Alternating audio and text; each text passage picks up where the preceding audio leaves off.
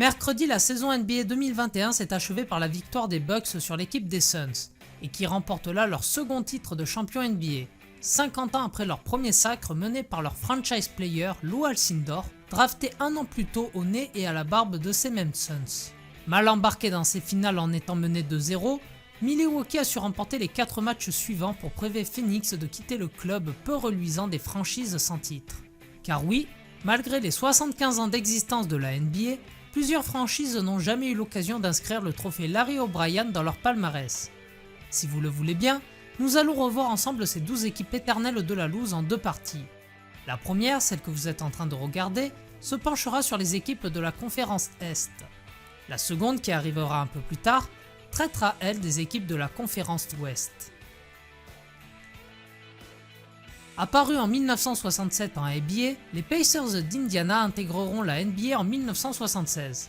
Bien qu'ils aient remporté plusieurs titres de la America Basketball Association, ils n'obtiendront jamais celui de la National Basketball Association, n'allant qu'une fois en finale, qu'ils perdront face aux Lakers. Bien que le Magic ne fasse ses débuts en NBA qu'en 1989, elle a su obtenir 3 premiers choix de la draft dans son histoire, ce qui donnera Shaq, Penny et Howard. Tous 3 mèneront Orlando aux finales NBA, l'une en 1995 perdue face à Houston et l'autre en 2009 perdue face à Los Angeles.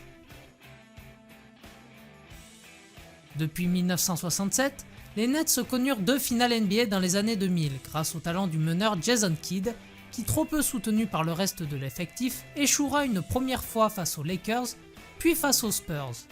Après le rachat par un milliardaire russe, l'équipe quitta l'état du New Jersey pour rejoindre un plus gros marché dans le quartier new-yorkais de Brooklyn. Les Hornets originels apparaissent en 1988, mais ceux-ci déménageront pour l'état de Louisiane. Avec l'abandon du nom pour les Pelicans, c'est la toute jeune franchise de Charlotte Bobcats de Michael Jordan qui le reprend, et ainsi tout son palmarès. Pas de quoi crier de joie car les Hornets n'ont jamais réalisé grand chose en playoff.